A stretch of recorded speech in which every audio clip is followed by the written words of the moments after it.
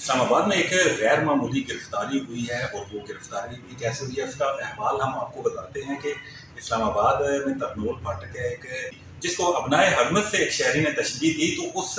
تشبیہ دینے پر ترنول پولیس نے اس شہری کو گرفتار کر لیا اور مقامی مجسٹریٹ کے سامنے پیش کیا اور مقامی مجسٹریٹ نے اس کو جوڈیشل کر لیا۔ تو یہ ایک غیر معمولی گرفتاری ہے کہ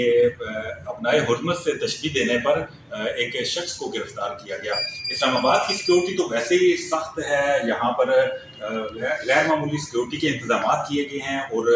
پولیس کی بھاری نفری یہاں پر تعینات ہے۔ ایسے میں سوشل میڈیا پر جو اس قسم کی پوسٹیں کی جا رہی ہیں تو اس پر بھی گرفتاریاں عمل میں لائی جا رہی ہیں اور دفعہ 144 کے تحت یہ گرفتاری عمل میں لائی گئی ہے۔ خوف و ہراس پیدا کرنا ہے اور اس وجہ سے یہ گرفتاری عمل میں لائی گئی، لہٰذا ایسی جو بھی کوئی پوسٹیں کر رہا ہے خاص کر اسلام آباد میں ان کو احتیاط کرنی چاہیے تاکہ وہ بھی اس قسم کی گرفتاریوں سے بچ سکے۔